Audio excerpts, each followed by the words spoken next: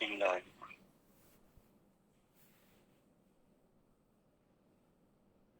Yaumiddin.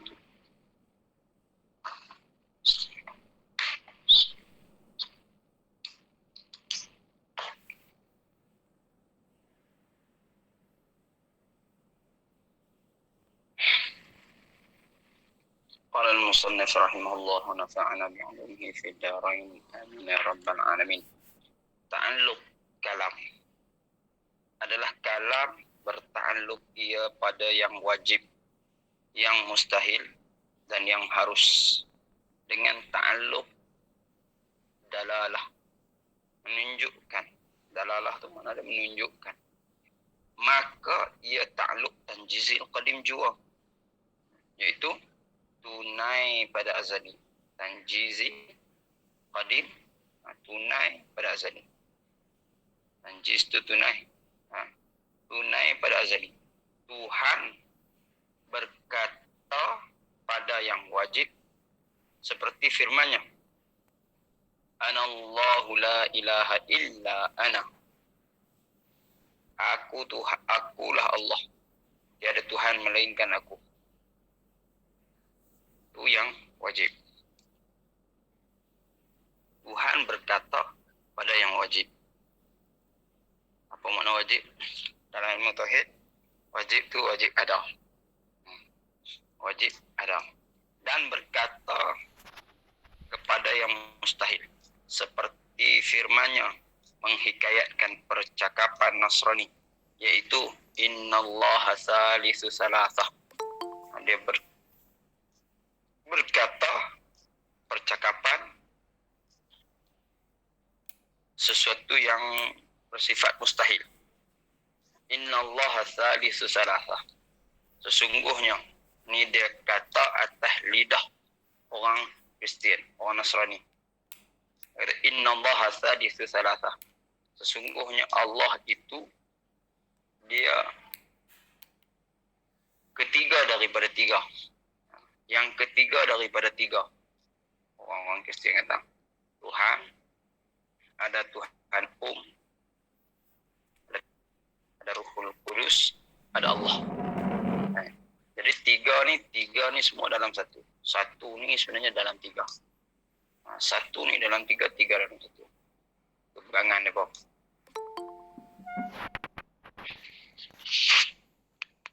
Dan berkata kepada barang yang harus. Berkata kepada barang yang harus. Tadi wajib, lepas tu mustahil. Lepas tu dia berkata pada barang yang harus. Apa dia? Wallahu khalaqakum wa ma ta'malun. Allah Ta'ala lah yang menjadikan kamu dan segala perbuatan kamu. Mana dia segala kat situ. Wa ma ta'malun. Dan apa yang kamu lakukan. Ataupun ma tu nakirah. Bermakna syai'. Dan sesuatu yang kamu lakukan. Barang diketahui adalah ta'alluq sifat yang 6 yang tersebut, iaitu dengan iktibar tempat ia bertakluk terbahagi kepada dua bahagian. Sifat yang 6. Sifat apa sifat yang 6? Qudrah, iradah, ilmun, sama, basar, kalam. 6. Tak ada hayat. Hayat tak ada. Hayat dia tak ada takluk. Bertakluk kepada zat Tuhan. Dia takluk yang 6 ni semuanya terbahagi pada dua bahagian. Yang pertama, bertakluk kepada zat Tuhan dan zat yang lainnya, iaitu ilmu, kalam, sama dan basar. Ilmu, kalam, sama dan basar. Yang bertakluk pada zat Tuhan. Dan zat yang lainnya. Yang kedua, bahagian kedua, bertakluk pada zat yang lain, tidak pada zat Tuhan. Iaitu qudrat dan iradat.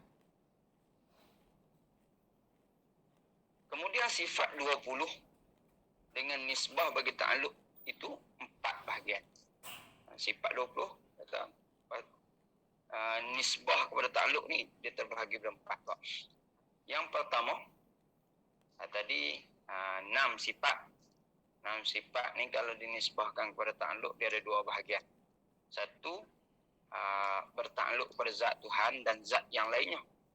Yang kedua, pertama tu apa dia? Pertama tu ada 4.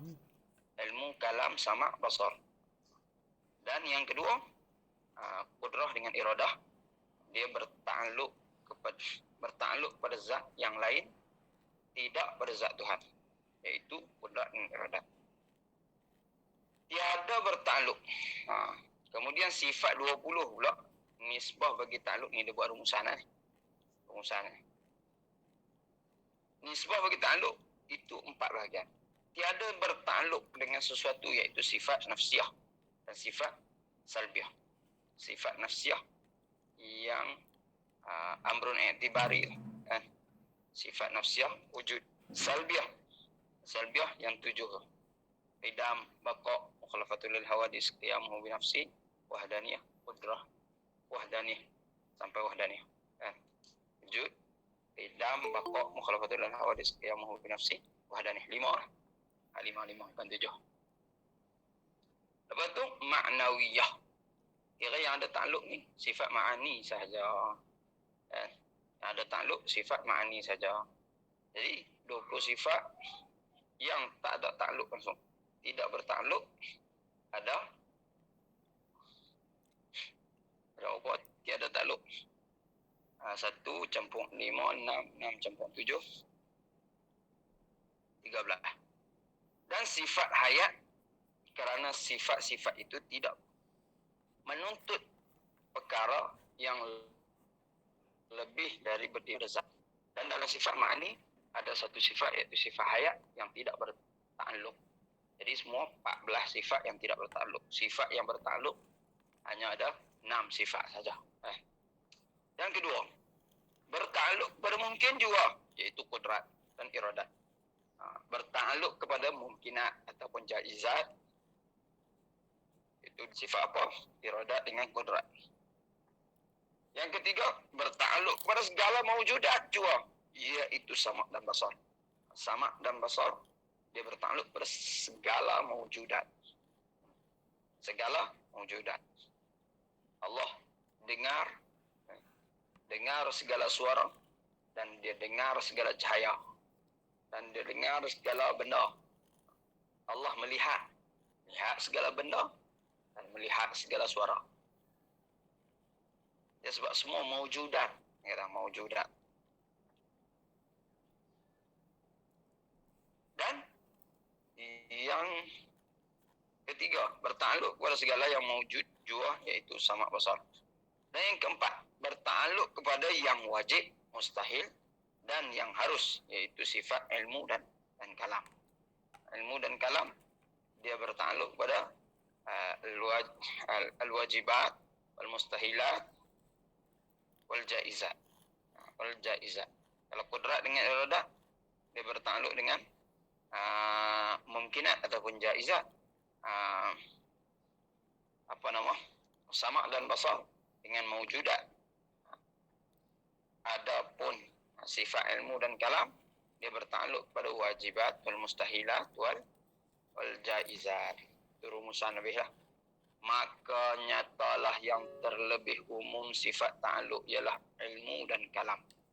Yang terlebih umumnya, terlebih secara amnya, ilmu dan kalam. Sebab apa?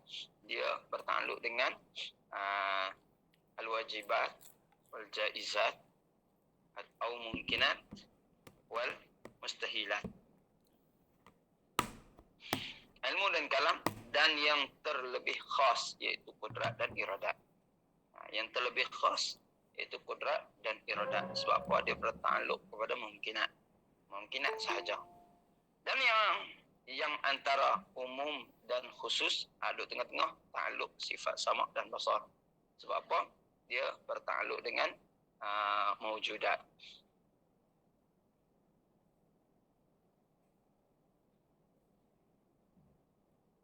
Gitu. Nanti itu. Tak ni. Ustaz habis. Tak ni baca banyak lagi. Dia ni. Dia kena semua. Lagi kita habis sifat uluhiyah.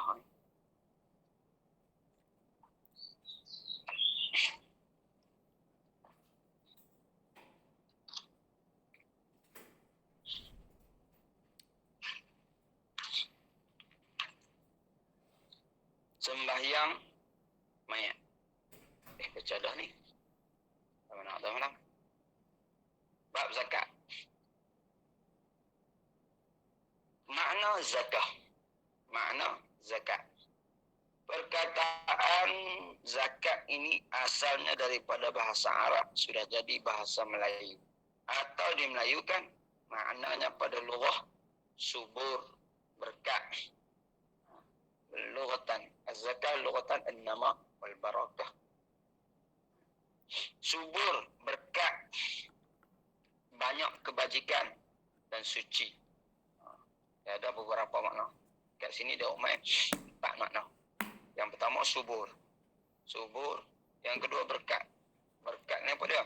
Berkat ini bertambah kebaikan. Ziyadatul khair. Bertambah kebaikan. Kalau kata harta, makin hari makin banyak, tapi tak bertambah kebaikan, itu tidak dinamakan berkat. Yang itu tidak dinamakan berkat. Berkat iaitu bertambah kebaikan. Ziyadatul khair.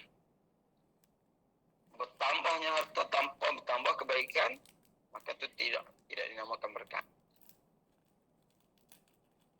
Banyak kebajikannya, banyak kebaikan, dan suci. Suci dalam Quran banyaklah. Az-zakah, dia menyucikan harta kita daripada benda-benda yang haram. Dengan kita membayar zakat, menyucikan harta kita daripada yang haram. Maknanya pada syarak, nama bagi kadar yang tertentu daripada harta yang tertentu. Nama bagi kadar yang tertentu. Berapa? 2.5%. Berapa? 1 gantang. Berapa kena keluar zakat? Macam itulah. 1/10. 1/10 daripada hasil. Itu kadar yang tertentu. Nama bagi kadar yang tertentu daripada harta yang tertentu. Daripada harta yang tertentu. Kambing 40 ekor, 20 ekor. Kadar dia sekor. Harta tertentu apa dia? Dia punya kambing. Lembu 30 ekor, 20 ekor. Dia punya kadar dia apa? Kadar dia 30 ekor. Dia punya harta dia apa? Lembu. Macam tu. Duit, perniagaan, dan sebagainya.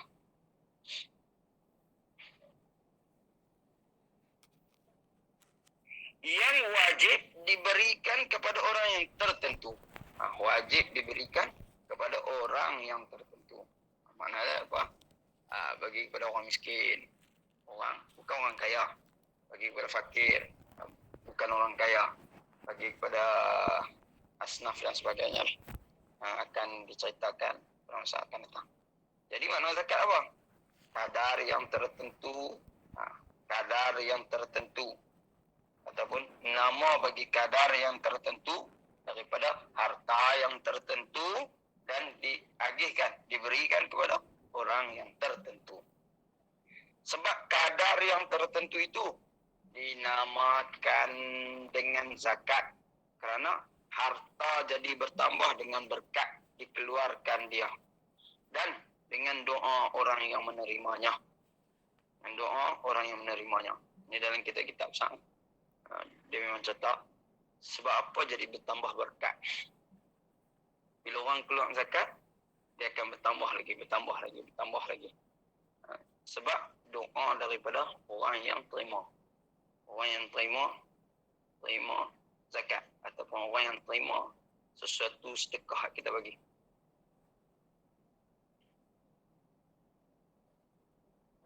Dan lagi ia membersihkan diri orang yang mengeluarkan daripada dosa, daripada dendam oleh mereka yang berhak menerimanya. Yang mana ia zakat itu menjadi saksi bagi kesahihan iman. Dengan kita bayar zakat, menghilangkan dendam orang yang sekeliling kita, orang miskin yang duduk sekeliling kita, dia tengok kita pakai kereta besar, dia tengok kita ni banyak duit, dia tak ada duit, dia rasa dendam kat kita. Tapi bila kita bagi zakat kat dia, dia akan rasa terlerai dendam tu. Oh, dia ni bagi, dia ada duit bagi kat kita, ada duit bagi kat kita. Dia akan menghilangkan dendam orang yang sekeliling kita ni. Satu. Yang kedua, dia akan dapat doa.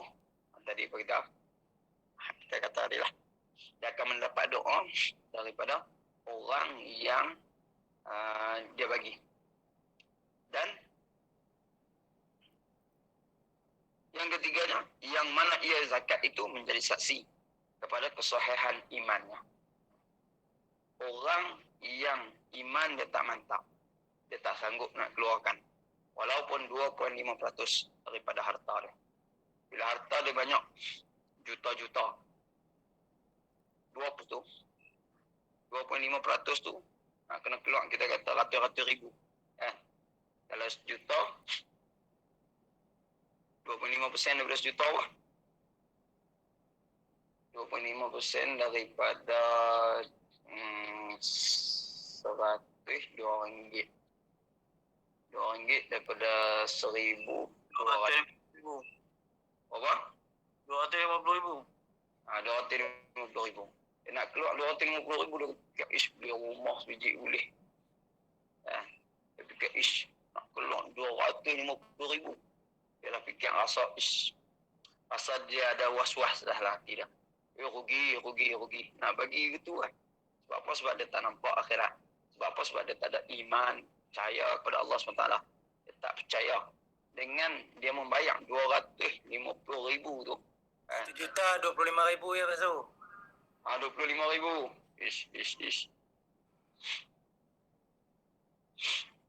25,000 pun. Dia rasa cukup banyak lah tu. Cukup banyak lah. Dia nak keluar pun dia rasa dia akan rasa was-was. Tapi jika sekiranya dia ada iman, dia boleh keluar. Sebab apa? Dia percaya dan dia yakin kepada Allah SWT yang dia bagi ni bukannya bagi secara percuma, bukannya dia bagi tanpa balasan. Dia percaya bahawasanya apa yang dikeluarkan dengan ada balasannya di akhirat nanti. Dan ada kebaikannya di dunia. Dan ada kebaikannya di dunia. Jadi dia kata menjadi saksi bagi kesahihan iman. Dan bila dia betul-betul percaya kepada Allah, yang itulah yang menjadi harta itu menjadi saksi ataupun menjadi bukti iman itu mantap. Perkara yang wajib zakat adalah harta yang wajib dikeluarkan zakat itu ialah 5 perkara. Yang pertama, harta yang wajib dikeluarkan zakat 5 perkara. Yang pertama, ternakan, iaitu unta, lembu, kerbau dan kambing atau biri-biri. Yang kedua, barang kemas, iaitu emas dan perak. Dan yang ketiga, biji-bijian asasi yang mengenyangkan seperti gandum, beras, pulut, kacang dal, jagung dan lain-lain. Yang keempat, buah-buahan, iaitu kurma dan anggur. Yang kelima, harta benda perniagaan.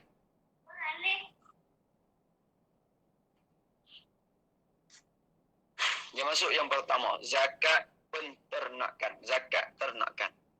Syarat wajib zakat pada binatang ternakan 5 perkara.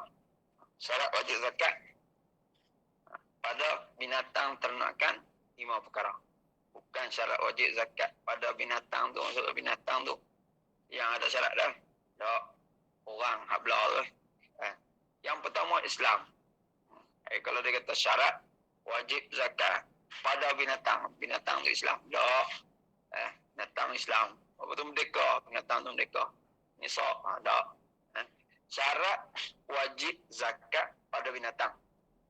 Syarat wajib zakat yang tertentu bagi binatang ternakan 5 perkara. Itu yang pertamanya. Orang hak jaga tu lah, orang hak belah yang memiliki tu. Memiliki binatang tu. Syarat dia yang pertama dia Islam. Yang kedua dia merdeka. Dan yang ketiganya cukup nisab. Nisab dia berlain-lain. Nisab unta lain, nisab kambing lain, lembu lain. Apa tu cukup haul. Cukup nisab dan cukup haul. Haul tu apa? Setahun. Haul tu setahun. Dan dipelihara binatang-binatang itu di padang yang bebas. Dipelihara binatang-binatang itu di padang yang bebas. Atau tanah sendiri. Dengan tiada banyak belanja. Dengan tak banyak belanja. Kalau jenis banyak belanja, keluar duit makan, keluar. Itu jadi tak wajib zakat. Kalau dia keluar tak berapa banyak. Atau separuh. Tapi tengoklah, nanti dia akan terang satu-satu. Dan tidak digunakan dia untuk bekerja seperti membajak sawah. Lembu yang diguna untuk membajak sawah, dia tak wajib zakat.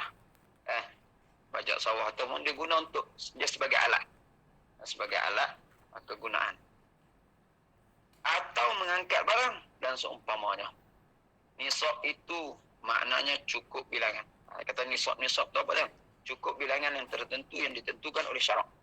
Dan haul itu maknanya genap setahun. Haul genap setahun. Nisab unta. Apa makna dia? Kadar unta ataupun bilangan unta yang ditentukan oleh syarak. Nisab unta iaitu 5 ekor ke atas. Sebagaimana berikut. Tiap 5 ekor unta hingga 9 ekor. Dia belah unta 4 ekor tak wajib zakat. 5 ekor sampai 9 ekor dah mula dah wajib zakat. Mula dia bila? Mula dia start 5 ekor. 5 ekor, 6 ekor, 7 ekor, 8 ekor. Zakatnya seekor biri-biri. Tak semestinya. Belah unta, zakat dia keluar unta. Belah lembu, zakat dia keluar lembu. Dia kata, 5 ekor unta, zakatnya seekor biri-biri. Berumur masuk tahun 2. Atau sudah tercabut gigi hadapan. Selepas umur 6 bulan. Boleh juga dikeluarkan kambing biasa yang berumur masuk 3. Kalau biri-biri, masuk tahun 2. Dia setahun dah masuk tahun yang kedua.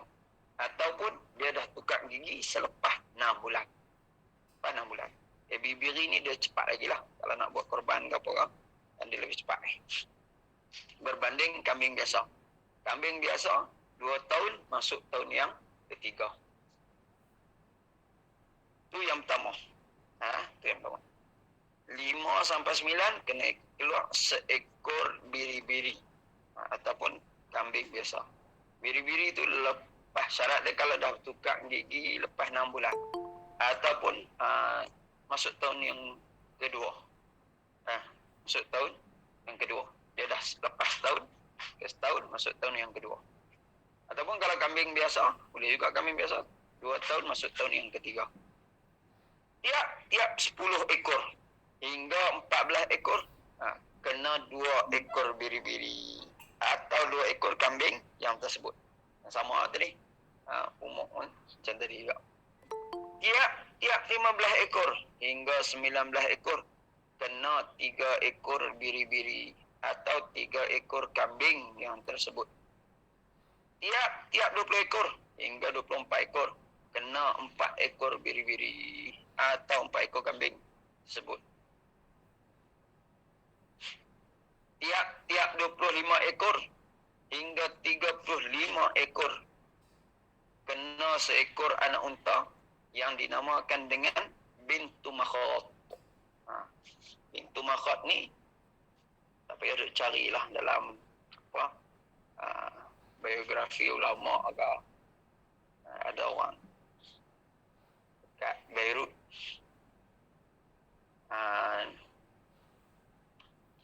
syarikat buat tu syarikat kitab lah.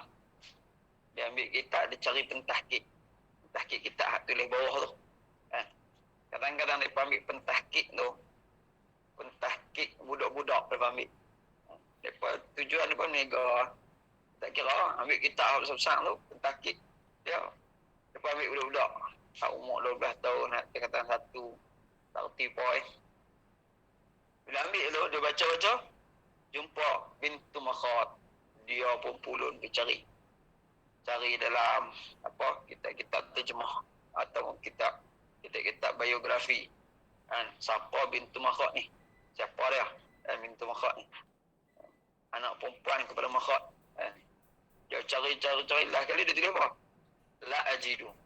Dia dalam ilmu tahqiq kitab ni, dalam ilmu tahqiq kitab, bila dia tak jumpa satu-satu kata sanad hadis, dia tulis la ajidu, kan? Aku tak jumpa sanad hadis tersebut. Aku tak jumpa hukum hadis tersebut. Kalau dia jumpa, dia tulis ya. Jumpa dalam kitab apa? Pasal apa? Kitab tu tibaah mana? Cetakan mana? Dan bab berapa? Dia tulis hadis yang ke berapa. Ni dia budak kan. Cari bintu Makhad. Bintu Makhad ni apa dia bintu Makhad? Cari tak jumpa lah kali dia kata tak jumpa. Padahal bintu Makhad tu anak unta ataupun anak binatang. Anak binatang. Bintu Makhad ni apa dia? Bintu Makhad ni anak unta betina berumur masuk tahun 2. Umur dia masuk tahun 2. Setahun masuk tahun yang kedua. Itu namanya bintu Makhad. Dia ada ibnu Makhad, ada bintu Makhad. Bintu Makhad ni untuk betina. Lepas tu tiap 36 ekor hingga 45 ekor kena seekor anak unta yang dinamakan bintu labun. Seekor anak unta yang dinamakan bintu labun, iaitu anak unta betina yang berumur masuk 3 tahun. 2 tahun masuk 3 tahun.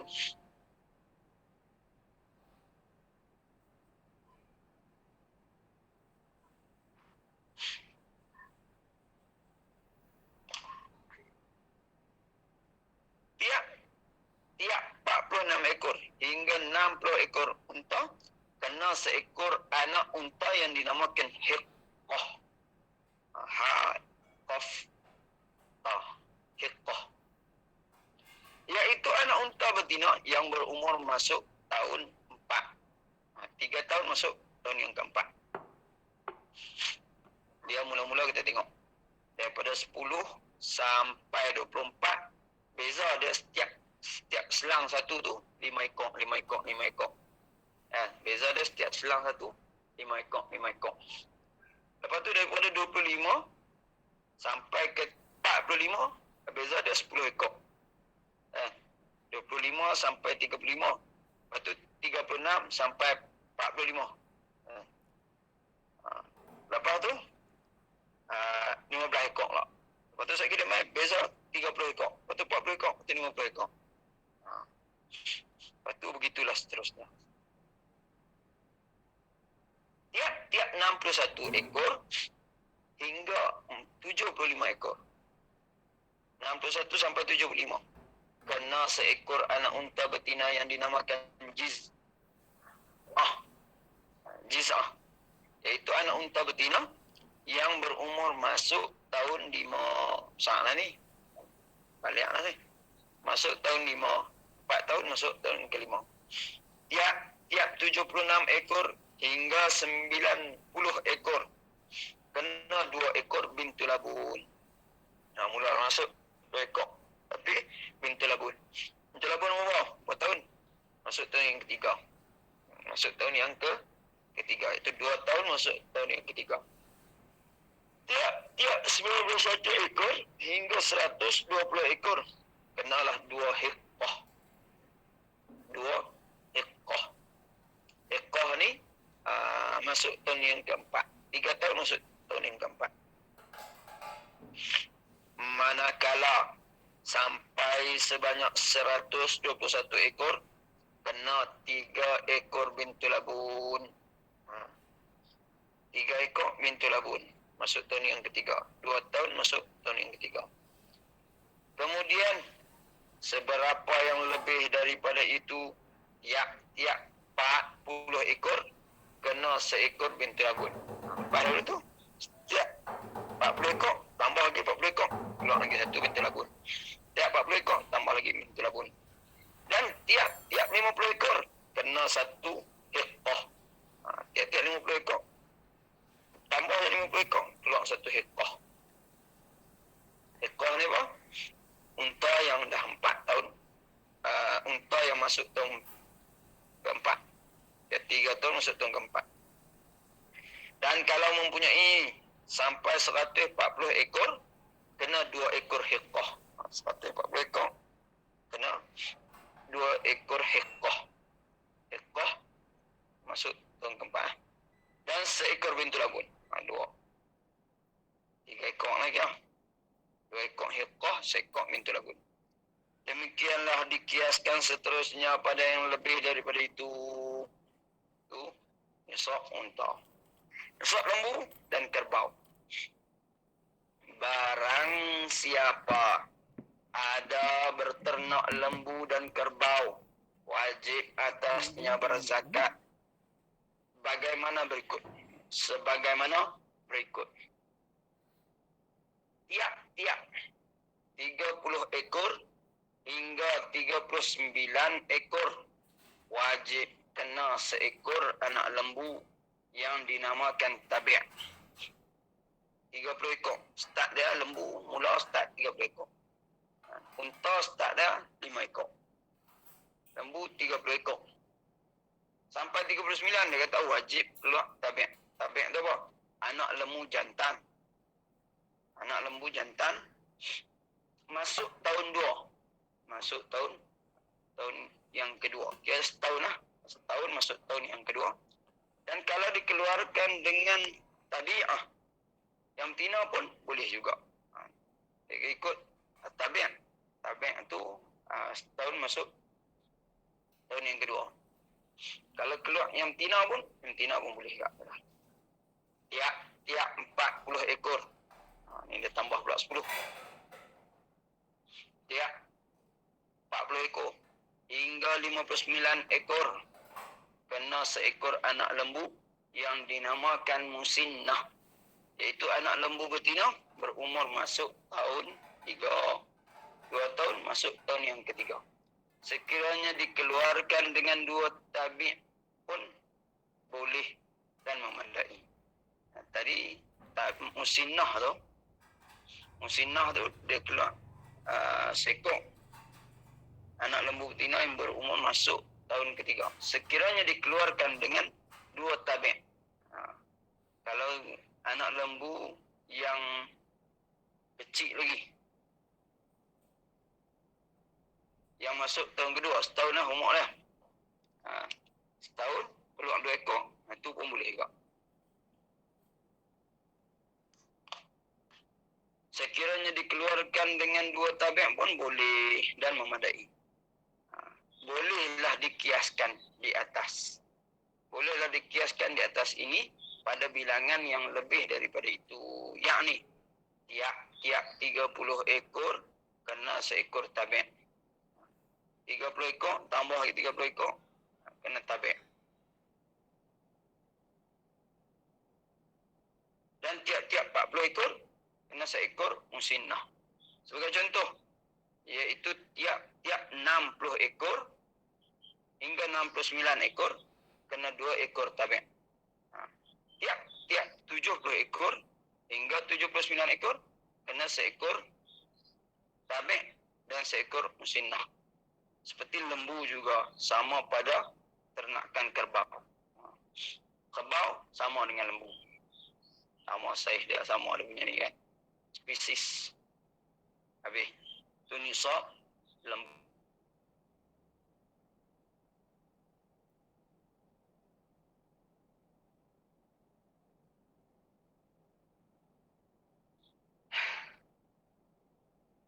Nisab kambing. Bila disebut kambing, termasuklah kambing biri-biri.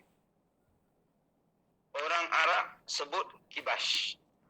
Barang siapa yang ada beternak kambing, wajib atasnya mengeluarkan zakatnya sebagaimana berikut.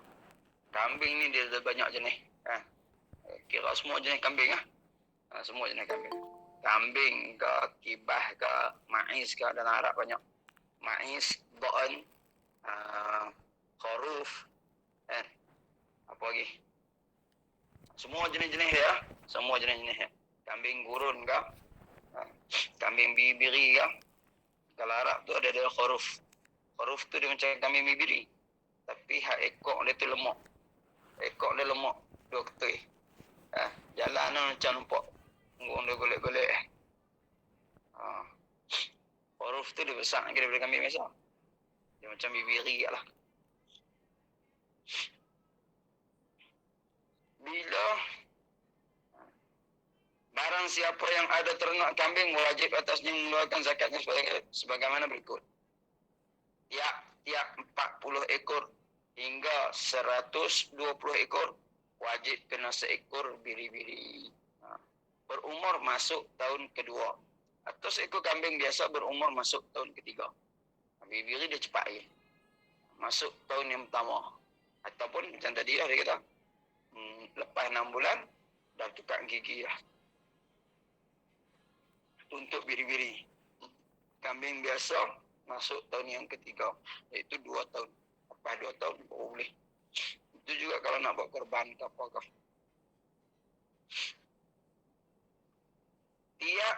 Tiap 121 ekor hingga 200 ekor.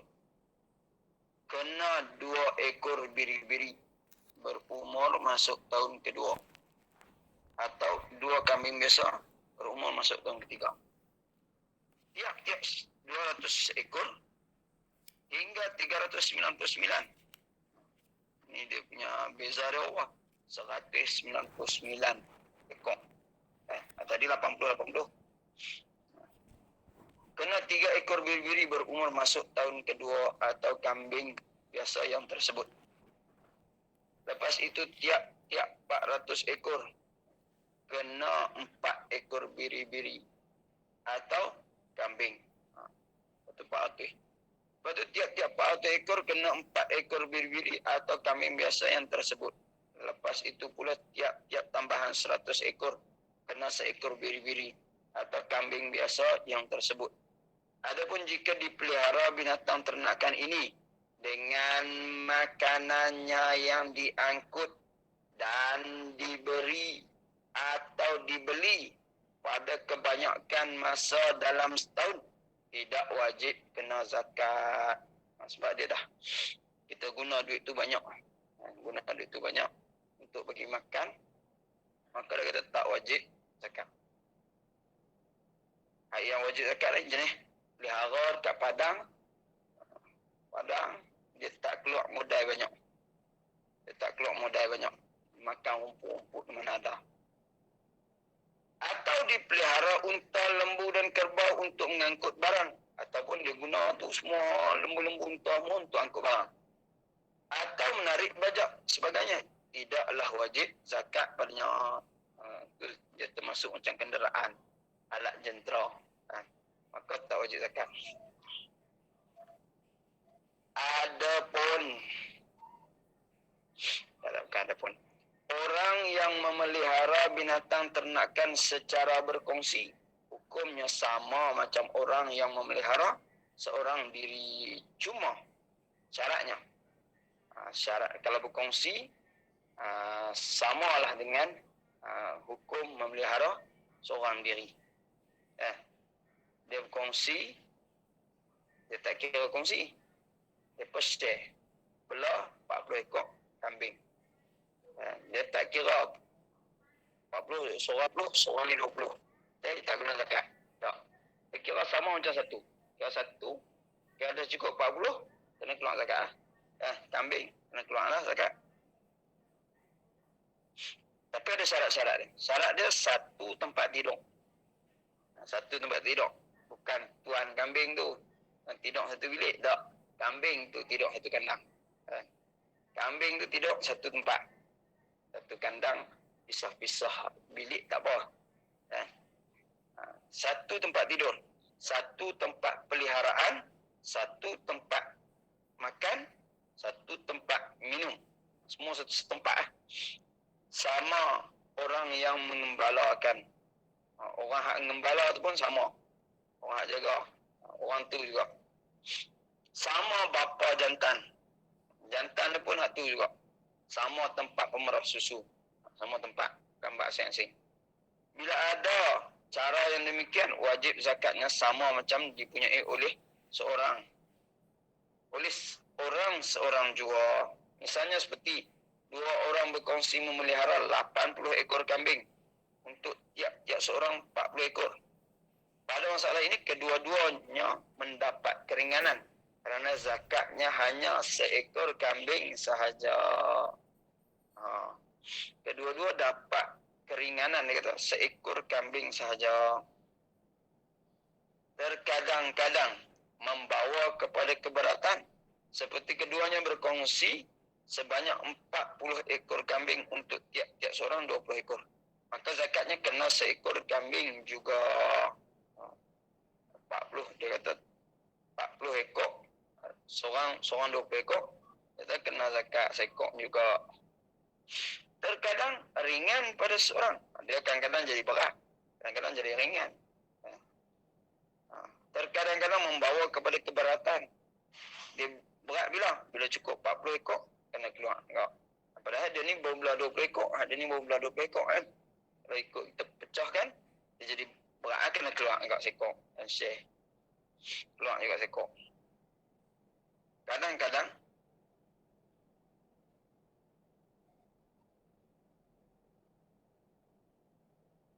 dia dapat keringanan. 80 ekor, dia keluar sekor. 80 ekor. Dah 80 ekor lah. Sepatutnya kalau belah asing-asing, kena keluar 2 ekor lah. Belah asing-asing, dia ni belah 40 ekor, dia ni belah 40 ekor. Yang kau ni kena keluar sekor, yang kau ni kena keluar sekor. Tapi kalau dia belah kongsi, 80 ekor kena keluar sekor. Sebab apa? Sebab nisab kambing daripada 40 sampai 120. 80 baru keluar sekor. 80 baru keluar sekor. Kadang-kadang dia kata jadi berat. Kau ni baru sampai 20. Kau ni baru sampai 20.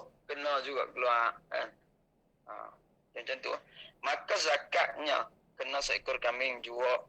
Terkadang ringan pada seorang dan berat pada yang seorang. Kadang-kadang berat pada seorang, ringan pada seorang. Kadang-kadang mula ada bagi, kadang-kadang jadi ringan balik. Sebab apa? 80 ekor keluar sekor je. Kadang-kadang dia jadi berat. 20 ekor kena keluar juga zakat. Dah tak sampai lagi 40. Kadang-kadang jadi ringan pada seorang, berat pada seorang. Terkadang ringan pada seorang dan berat pada seorang. Lagi seperti kedua-duanya berkongsi sebanyak 60 ekor kambing. Untuk yang seorang 20 ekor. Dan yang seorang lagi 40 ekor. 20-40. Jadi 20 cukup 40 jadi 60 kan. Maka zakatnya wajib atas yang mempunyai 20 ekor itu. 1/3 ekor itu berat kepadanya. Kerana kalau tidak berkongsi, ia tidak kena apa-apa. Mereka kongsi share. Jadi 20 ekor. 20 ekor itu 1/3. 1/3 daripada 60 ekor. 20 daripada 60. Mana ada 1/3 lah. 1/3. Sepatutnya kalau dia nak keluar zakat 1/3 kambing lah. Tapi dia kena keluar juga. Sepatutnya kalau dia 20 ekor, tak kena tak wajib zakat. Tapi dia kena keluar juga. Kena keluar juga 1/3. Kerana kalau tidak berkongsi, ia tidak kena apa-apa. Dan wajib zakat atas mempunyai 40 ekor. Hanya 2/3. Untung dia apa? Untung dia belah banyak tu. Dia keluar 2/3. 2/3 daripada kambing tu. Kalau ikutkan 40 ekor, dia kena keluar seekor kambing lah.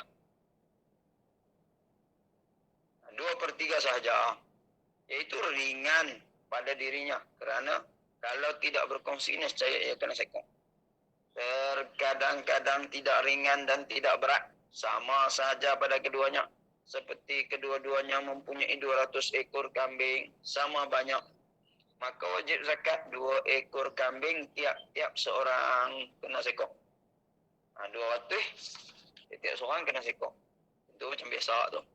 Tak berat, tak ringan Dia 40 sampai 120. 121 sampai 200 kena 2 ekor. Zakat barang kemas.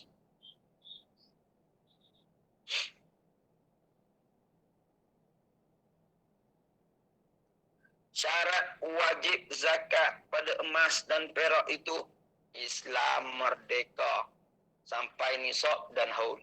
Sama. Nisab emas ialah 20 miskal. Ni kita kata mana? 20 miskal. Timbangan orang Mekah. Jabatan Agama Johor telah menetapkan berat 20 miskal itu bersamaan dengan 25 mayam. Dan 2.7018 saga. Bersamaan dengan 85 gram. Timbangan sekarang 85 gram. 20 miskal 85 gram. Maksudnya apa? Bila dah ada 85 gram yang kita simpan daripada emas, wajib keluar zakat. Wajib simpan cukup setahun. Wajiblah keluar zakat. Dan satu miskal ni, satu miskal bersamaan dengan 4.25 gram. Satu dinar tu lah. Dinar orang buat jual emas tu. Satu dinar 4.25 gram.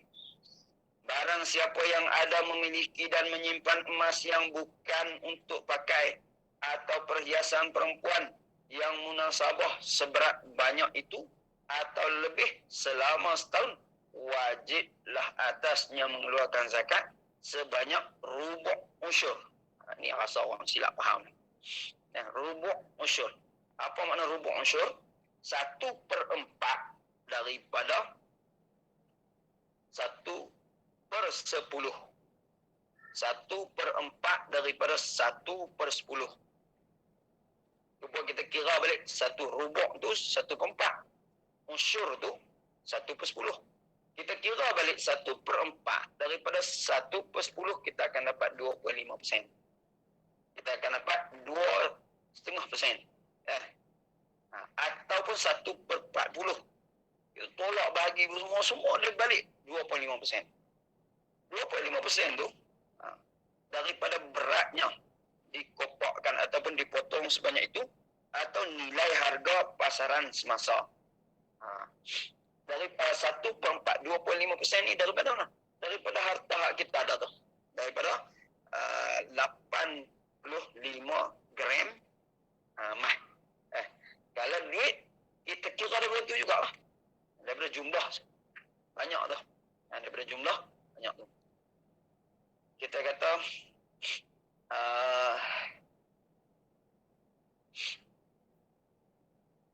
kata berapa? 85 gram darab dengan harga emas lah ni. Harga emas lah berapa? 200. 200 lebih kah? 200. Lah, 250 kita lah. Darab dengan 85.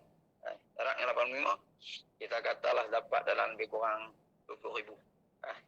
Jadi 20,000 bila tersimpan 20,000, cukup setahun 20,000, maka wajiblah keluar zakat 2.5% daripada 20,000.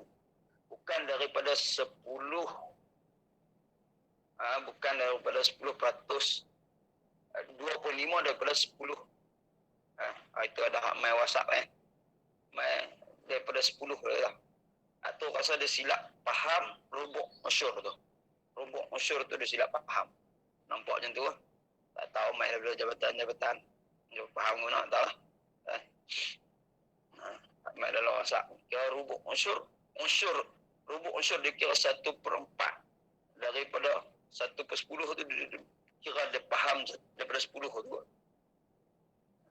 Dia yang sebetulnya daripada 2.5% daripada harta tu lah. Daripada emas tersebut. Itu nisab bagi emas. Adapun nisab bagi perak ialah 200 dirham. Jabatan Agama Johor. Johor lah. Orang Johor. Telah menetapkan berat 200 dirham itu bersamaan dengan 183 mayam. 183 83 mayam. Satu mayam berapa? Satu mayam, kita tengoklah. Lagi dia ada contoh. Barang siapa yang ada memiliki dan menyimpan perak yang bukan untuk pakaian yang munasabah. Bila dia kata munasabah ni, bukan munasabah. Yang kata munasabah ni, kalau dia pakai hiasan, sekadar huruf orang pakai banyak mana. Gelang, 3 gelang, 4 gelang, 5 gelang. Dekat tu. Kalau kata pakai bukan munasabah, tak munasabah ni gelang, sampai ke siku. Orang ada pergi pasar pakai gelang, pakai siku. Ni berani. Itu dah tak munasabah lah. Bukan ikut huruf lah. Itu lebih. Bila lebih tu, hak lebih tu dia kena nak keluar anggap zakat. Barang siapa ada memiliki dan menyimpan perak yang bukan untuk pakaian yang munasabah seberat banyak itu, wajiblah atasnya mengeluarkan zakat sebanyak rubu' usyur.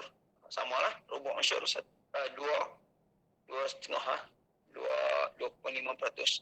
ataupun 1/40 daripada beratnya atau nilai harganya mengikut harga pasaran semasa. Keluar duit pun boleh. Kita kalau duit kita kira ikut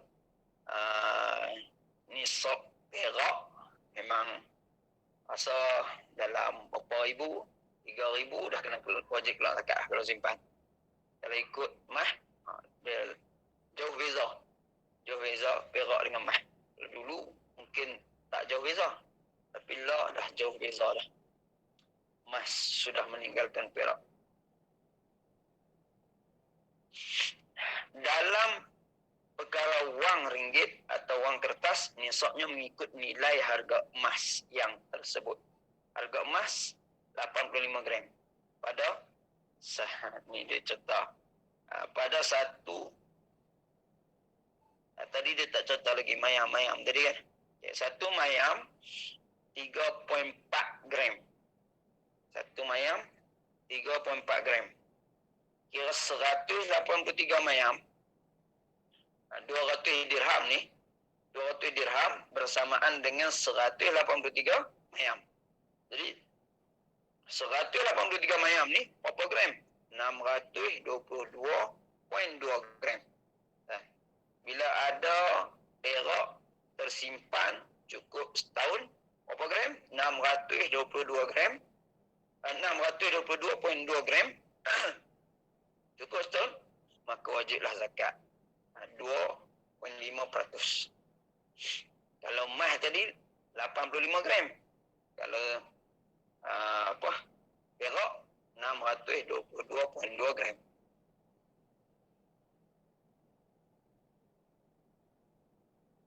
Ini dia nak contoh ni lah duit kan. Dalam perkara wang ringgit atau wang kertas, nisabnya mengikut nilaian harga emas yang tersebut. Harga emas 85 gram pada 1/2 tahun 83 sebanyak 3,349 ringgit 85 sen. Itulah nisabnya. Itu tahun 83 loh. Tahun 83. Kalau ikut harga emas 85 gram, nilai dia berapa? Nilai dia 3,000 lebih.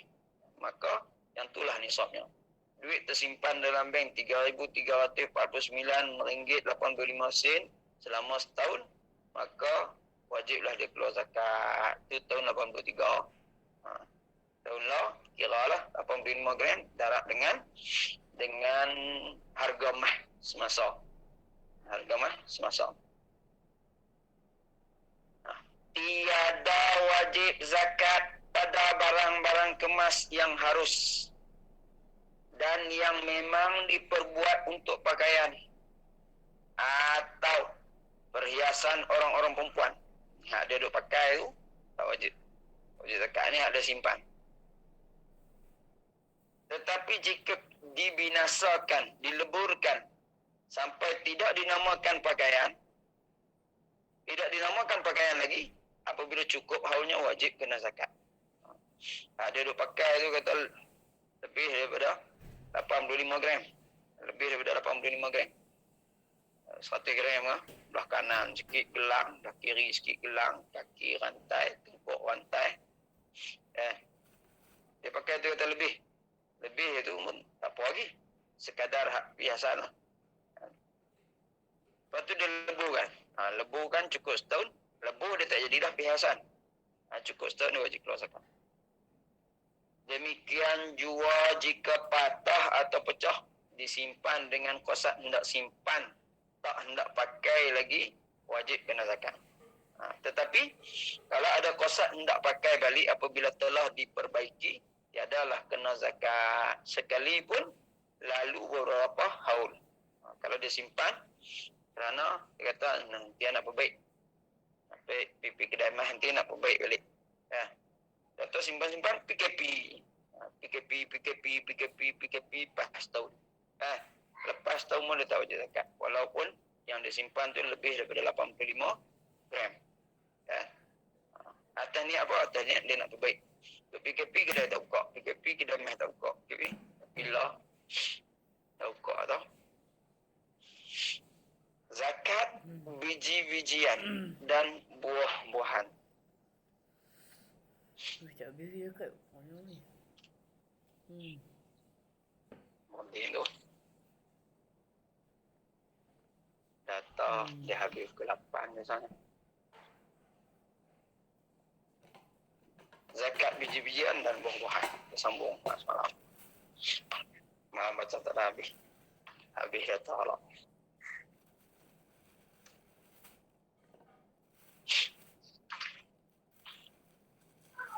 Qala Syekh Abdul Qadir Isa Al-Halabi rahimahullah wa nafa'ana bi'ulumihi fid darain amin ya rabbal alamin.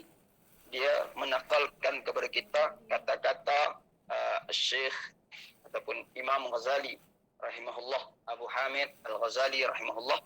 Dia kata wa min qawlihi, dan di antara kata-katanya juga. Kata-kata siapa?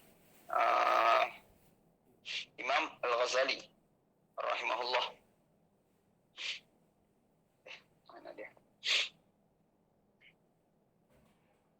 Yahtajul muridu ila syaikhin wa ustadhin yaqtadi bihi la mahala liyahdihi ila sawa'is sabil fa inna sabilad dini ghamid.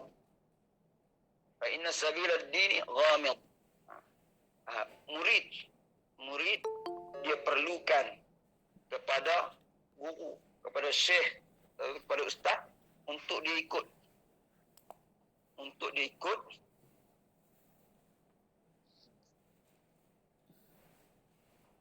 Mana dia?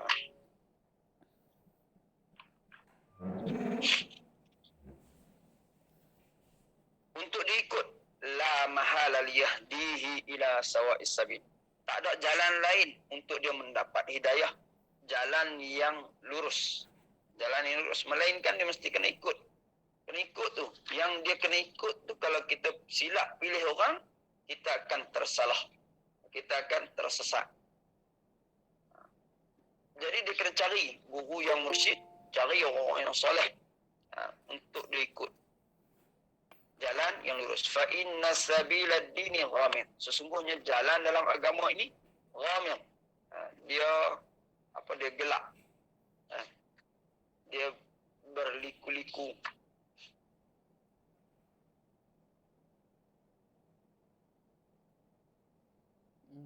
Nukum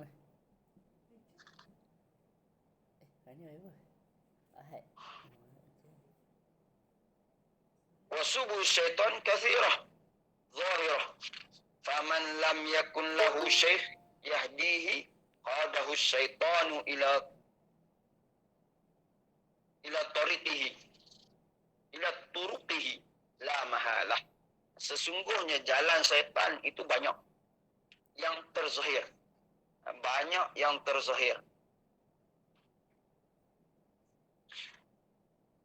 Faman lam yakun lahu syekh, barang siapa yang tak ada syekh, dia tak ada syekh yang menunjukkan jalan kepada dia, maka syaitanlah akan bawa dia ke jalan yang sesat.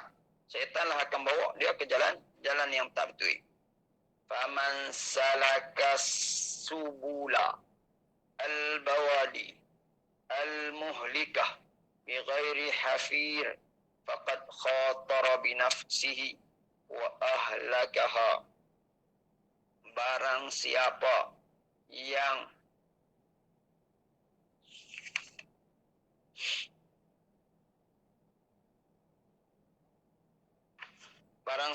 yang melalui jalan lembah yang membinasakan jalannya.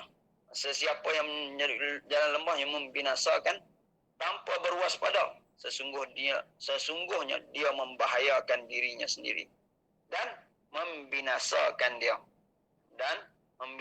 dia. Wa yakunu mustaqilla binafsihi kasyajarati allati tanbutu binafsiha fa innaha takhafu ala qurb.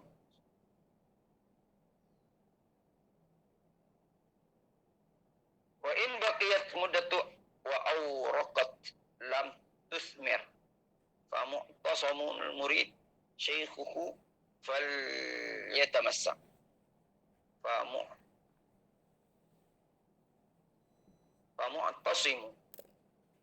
Famu'tasimul muridu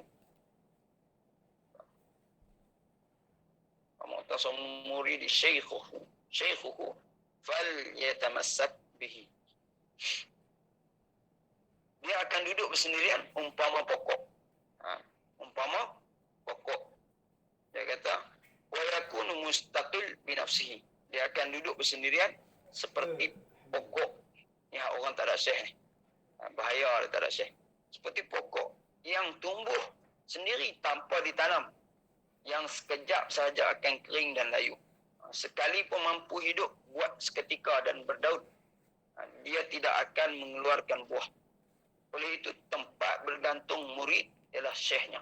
Maka berpegang teguhlah kepadanya. Kalau dalam hikam dia kata fama nabata min ghairi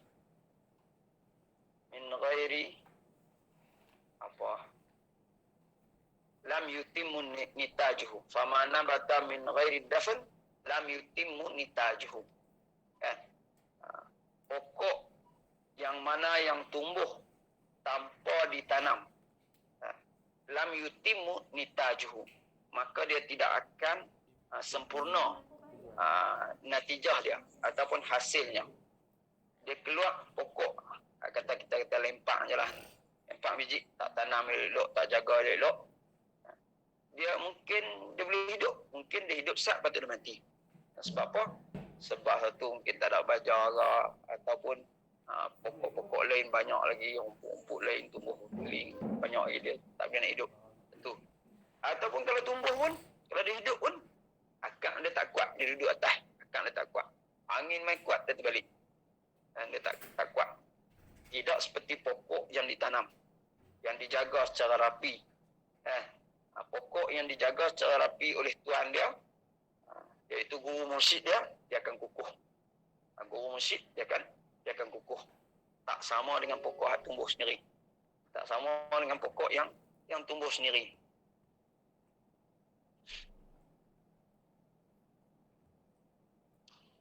Wa yaqulu al-Ghazali, dan berkata Al-Ghazali, Inna Allah Azza wa Jalla idza arada bi'abdin khairan fassarahu bi'uyubi nafsihi. Sesungguhnya Allah Azza wa Jalla apabila dia kehendaki dengan seseorang hamba itu akan kebaikan, maka dia akan beri kepada hamba itu penglihatan. Dia boleh nampak akan keaiban dirinya. Faman kanat basiratuhu nafidatun lam tukhfa alaihi uyubah. Barang siapa yang nampak nafizah, barang siapa yang nampak tentang keaiban dirinya, sesiapa yang kuat basirah dia, keaiban tidak akan tersembunyi kepada dirinya. Siapa yang basirah dia, nafizah yang kuat, lam tukhfa alaihi uyubah, maka tidak tersembunyilah tidak akan tersembunyi segala aib dirinya. Habis semua kaitannya semua dia tutup. Dia orang kata apa? Dia perbaiki segala kaitan-kaitannya. Fa'idha arafal uyuba amkanahu andak. Maka apabila dia tahu kaitan-kaitannya, maka dia bolehlah mengubati segala kaitan-kaitannya. Walakin aksarul khalqi jahiluna bi'uyubi anfusihim yara ahaduhum qadha fi akhihi. Akan tapi kebanyakan makhluk, banyak manusia, mereka jahil dengan kaitan diri mereka. Mereka melihat kepada orang lain akan kotoran pada mata saudara. Nampak tengok tak boleh. Tengok tak boleh tak nampak. Kala yara jaz'a fi aini nafsihi. Dia nampak nikmat orang. Tanya habis tu.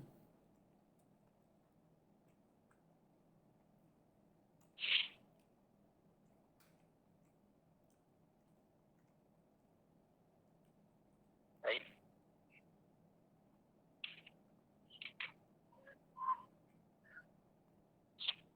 Kita semua lain.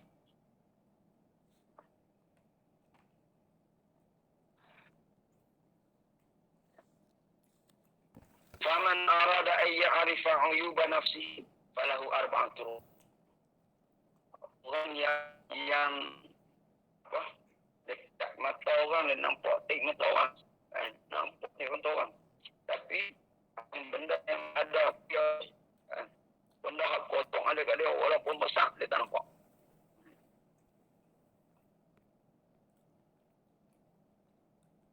Kalau dia kitab ni semut dekat orang dia nampak, gajah kat diri dia tak nampak. Dia nampak. Sangkut lah bakso. Kot. Sangkut lah. Salah tak sambil ni.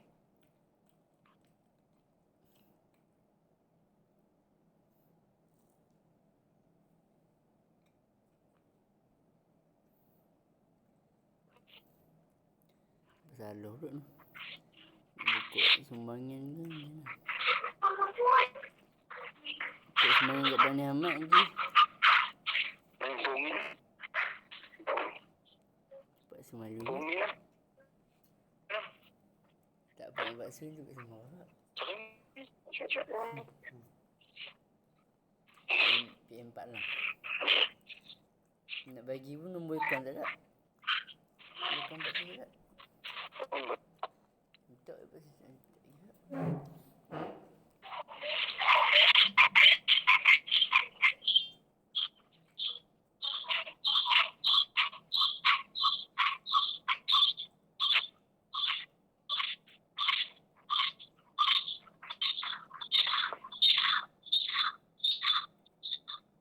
Farah.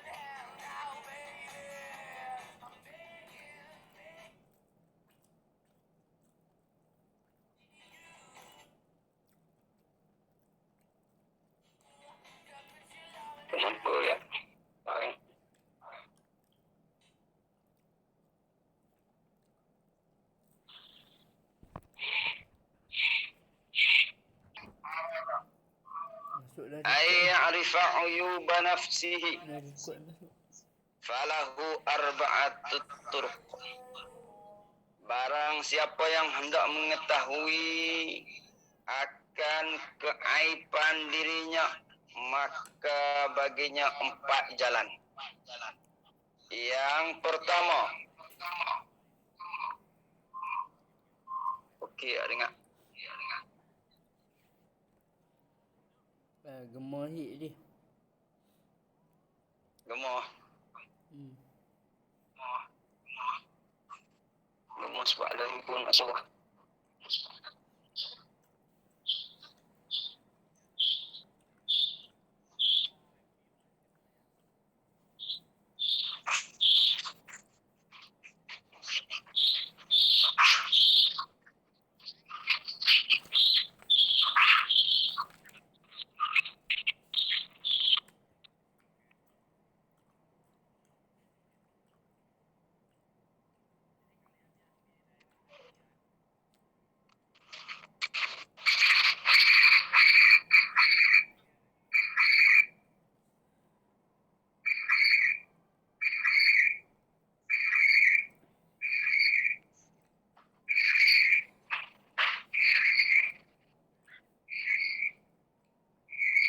Gemar ya.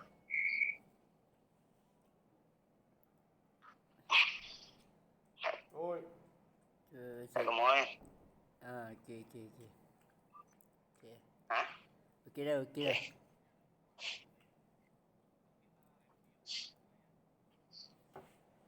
Al-awwal, yang pertama, ay yajlisa baina yadayhi syekh al-basir bi'uyubi nafsihi. Hendaklah dia duduk bersama dengan syekh yang basir. Basir ni yang Tuhan buka kasyaf. Tuhan singkat kasyaf. Kalau kita tengok Tok Guru kita, Tok Ayah Mahmud, kita tengok dia ajak macam-macam. Kadang-kadang terlintas dalam hati ada jawab balik. Terlintas dalam hati ya. Dalam tu juga dia jawab. Dan cuba tanya orang lama. Duduk. Tak sana. Tak kakak dengar. Jangan jauh sangat.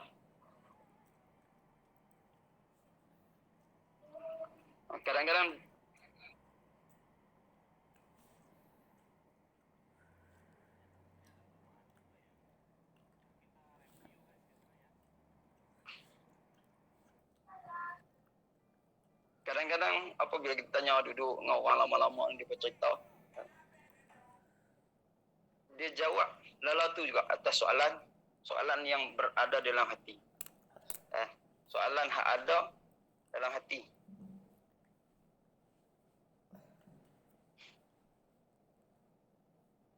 Tentu tak ingat. Jalan yang pertama dia kata yajlis baina yadayhi syekh basir bi'uyubin nafas muttali'un khafaya al-afat.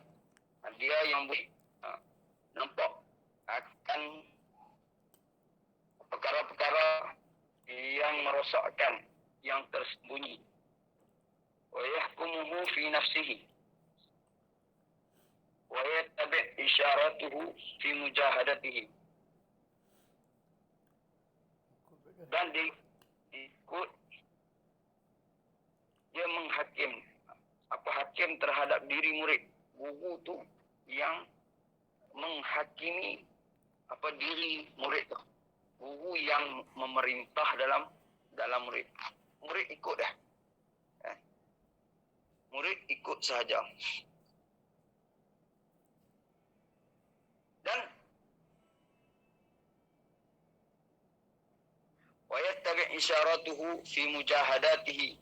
Wa hadha sya'nul muridi ma'a syaikhihi. Dan murid ni diikut apa guru dia memberikan isyarat dan memberikan tunjuk ajar. Ikut dia. Dia suruh puasa, dia suruh tinggal, dia suruh, dia kata kerja.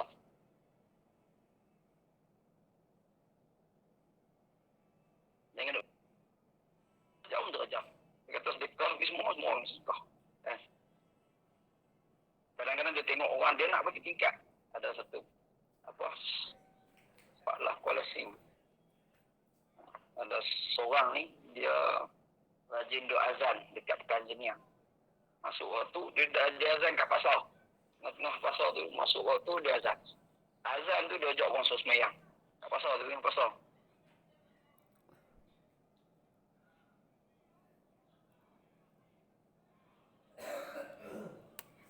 Ni, dia orang nampak dia macam orang gila. Tapi dia ada tanah. Ada tanah, berapa puluh ekar. Banyak lah. Dia tak nak bagi dia meningkat sikit. Dia kata nak beli tanah boleh tak? Tapi dia sayang tanah, dia tak jual. Dia sangkut dekat tu lah. Sangkut dekat tu lah. Ada orang yang dari segi mujahadah dia nampak, hebat. Puasanya, dengan sembahyang dia, cukup hebat. Tapi, tang duit dia sangkut ke? Orang sedekah, sekedekut, apa sebagainya. Itu dia jadi sangkut. Jadi siapa yang boleh nak tengok semua ni? Semua ni adalah guru mursyid. Guru mursyid yang tengok. Jadi kita ikut je lah. Dia kata kadang-kadang benda tak masuk akal. Ikut je. Ikut dah. Seperti mana ada orang ni dia jumpa dulu, kita contohlah. Jumpa tok guru dia, kata dia miskin. Kata dia banyak hutang. Dia tak ada duit. Tok guru dia sebut apa? Suruh pergi merompak. Suruh pergi merompak. Guru mursyid tak apa. Kita ikut dah. Guru hatuk wali ikut dah. Kalau guru biasa yang bukan guru mursyid, suruh merompak, jangan nak merompak. Kalau ustaz biasa ni, yang bukan wali Allah ni, kalau dia suruh jangan. Kalau guru mursyid dia pantau. Dia ada pantauan dia. Kita tergerak hati pun dia tahu. Hati kita fikir macam mana dia tahu. Macam mana tu ya? Dia naik ke Bukit Panau. Waktu tu dia tak sembahyang ni. Dia nak sembahyang kat bawah. Baru dia kata, sembahyang kat bawah. Tunggu dia kata, elok lah tu. Elok lah tu. Turun pilah sembahyang kat bawah. Dan banyak lagi lah. Kisah-kisah sangkut pot dengan hati ya. Seperti mana tu pernah cerita Syekh Abdul Razak Halabi. Anak murid dia duduk. Dia kata nak buat sekok ke 2 ekor. Sekok ke 2 ekor kambing nak sembelih untuk buat kenduri. Lalu Syekh Abdul Razak Halabi paling, dia tak kata pun, dia kata dalam hati lah. Syekh Abdul Razak Halabi paling, dia kata 2 ekor. Dia jawab. 2 ekor. Kira dia boleh baca mata hati anak murid. Jadi kita kalau nak ni, kita ikut je. Wa hadha sya'nul murid ma'a syaikhihi. Maka inilah cara murid bersama dengan gurunya. Wal tilmizu ma'a ustazihi. Dan belajar bersama dengan ustaznya. Fa ya'rifuhul ustaz, fa yu'arrifuhul ustazuhu wa syaikhuhu uyuba nafsihi. Maka memberitahu akan oleh ustaznya ataupun syekhnya akan keaiban-keaiban dirinya.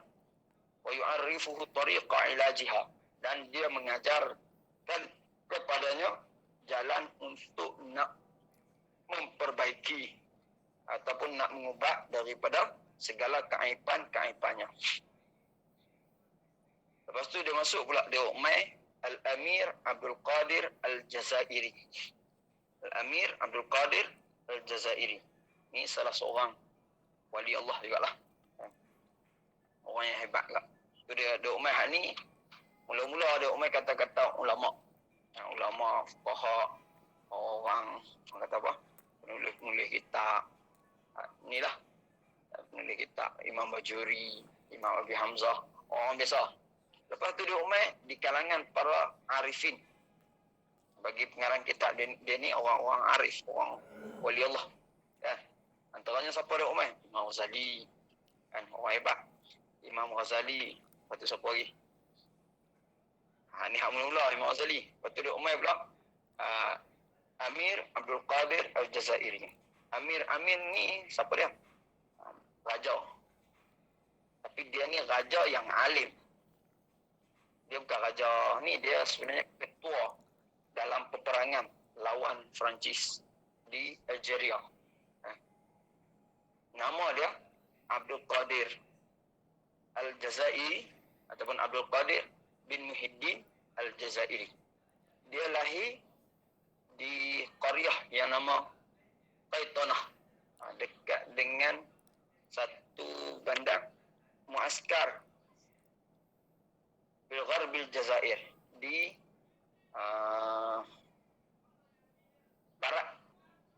barat Algeria, hari Selasa 15 Rejab 1223 Hijrah ataupun 18/8, 6 bulan 9 tahun 18/8.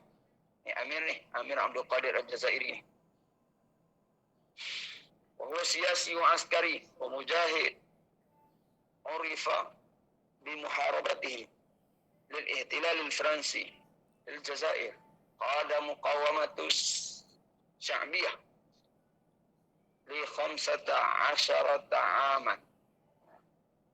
Dia ni ma'ruf ketua askar yang lawan dengan Perancis di Jazair. Dia mengetuai tentera dia selama 15 tahun perang. 15 tahun. 15 tahun tu dengan ujian demi ujian, ujian demi ujian. Sebelum tu dia belajar daripada pak dia kot. Satu sekolah pondok lah di Algeria, belajar ilmu tasawuf, belajar apa semua, belajar ilmu tinggi-tinggi lah. Dia ngaji ilmu bidang agama ya. Ngaji. Dan bapa dia sendiri mimpi yang dia ni akan mengepalai tentera Algeria, kan. Pak dia lepas tu ada siapa lagi mimpi. Tengok waktu tu dia masih mengaji lagi. Lepas tu dia pun mula dilantik jadi ketua tentera. Jadi ketua tentera, mula tentera dia sikit. Semakin hari semakin ramai lawan Perancis. Dia lawan sebanyak 15 peperangan, kalau tak silap, yang dia menang. 15, semua menang. Orang Perancis menang. Lah kali Perancis hantar 100,000 tentera. Kalau tak silap lah, 100,000 tentera, dan dia kena tangkap. Dia dipenjarakan. Daripada satu tempat ke satu tempat, pindah ke tempat lain. Tempat waktu tu ujian dia cukup banyak. Lapar, sejuk. Dia dipindah ke belah-belah utara lagi sejuk. Tapi dalam penjara tu dia karang kitab. Antara kitab yang karang, kitab tasawuf. Dalam penjara, dia pindah satu tempat ke satu tempat sehinggalah dia dibebaskan di Damsyik, di Dimash, di Syria lah.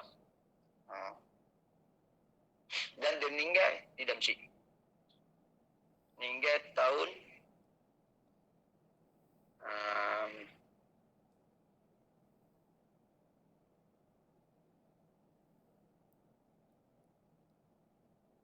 1300. Dan bila mana dia pergi ke Damsyik, dia orang kata apa? Tafarragha litasawuf. Dia meluangkan masa dia untuk tasawuf. Dan untuk ilmu-ilmu lah, ilmu falsafah dan ilmu tentang syair, tentang berbagai-bagai lagi lah ilmu. Dan dia meninggal tahun 1300 ataupun 1883. 1883 dia meninggal. Tahun 1966 jenazah dia dipindahkan daripada Damsyik ke Algeria. Dia korek balik kubur dia masa dia sampai, mula-mula sampai ke Damsyik, orang cukup hormat dia. Orang semua orang kenal dia pejuang kan. Lalu dia ditempatkan di rumah Syekh Muhyiddin Ibn Arabi di Duma. Syekh Muhyiddin Ibn Arabi ni seorang ulama yang terkenal lah. Itu dia dah meninggal lah. Syekh Muhyiddin Ibn Arabi, tak payah biasa pergi ziarah. Tak payah tengok. Oh, Ibn Arabi ni title dia Muhyiddin juga. Dia kata kan, title dia Muhyiddin juga. Dia ni, Muhyiddin Ibn Arabi ni, waktu dia hidup, dia kata dekat orang, dia khutbah, dia kata, Tuhan kamu semua berada di bawah tapak kakiku. Dan dia pengarang kitab Futuhat Makkiyah. Orang baca, orang jarang-jarang faham. Orang Wahabi, dia pun tuduh Muhyiddin Ibn Arabi, Syekh Muhyiddin Ibn Arabi ni, antara syekh yang sesat lagi menyesatkan. Sebab apa? Kita tengok kitab Futuhat Makkiyah. Futuhat Makkiyah orang-orang biasa baca tak akan faham. Syekh Muhammad Sya'bani, dia ataupun dia suruh anak dia baca kitab Futuhat Makkiyah. Faham tak faham, dia suruh baca je. Baca je. Last kali anak dia pun baca. Baca tak faham. Baca tak faham. Baca tak faham. Baca lah, dia pun baca ikut arahan guru dia, mursyid dia. Baca lama-lama Tuhan buka kefahaman. Faham Futuhat Makkiyah. Futuhat Makkiyah ni, kitab ni Imam Ibn Arabi dia karang ketika mana dia berada di Mekah. Ada di Mekah, dan kitab dia habis dia karang, dia letak atas Kaabah, tak silap. Letak atas Kaabah, dia doa ke Tuhan. Sekiranya kitab ini, dia kata, betul, mau tulisan-tulisan betul, maka engkau peliharalah. Kalau kata tak betul, kau binasakanlah. Dia letak setahun kau apa. Lepas tu dia ambil balik, tengok elok kan. Ibn Muhyiddin Ibn Arabi. Yang dia kata, Tuhan kalian berada di bawah tapak kakiku, bawah kakiku ni, orang faham bila lepas 100 tahun dia mati baru orang faham. Orang pergi korek tempat dia berdiri tu, korek-korek tengok bawah dia tu ada harta. Bawah tempat dia berdiri tu ada harta. Rupanya manusia hidup mai kat dia tu bertuhankan harta. Bertuhankan harta. Banyaklah kisah-kisah dia. Kalau makam dia Muhyiddin Syekh dan di masjid Syekh Muhyiddin Ibn Arabi. Dia tak jauh lah daripada tempat pengajian yang Mu'tahad kat Syria. Macam Syekh Ahmad Kastaru, tak jauh tak. Dan tak jauh juga daripada makam Abdullah Daristani. Abdullah Daristani dari Ziarah. Dan tak jauh juga daripada makam Arba'in. Bukit tu lah. Dekat bukit makam Arba'in tu atas. Makam Abdullah Daristani duduk tengah-tengah.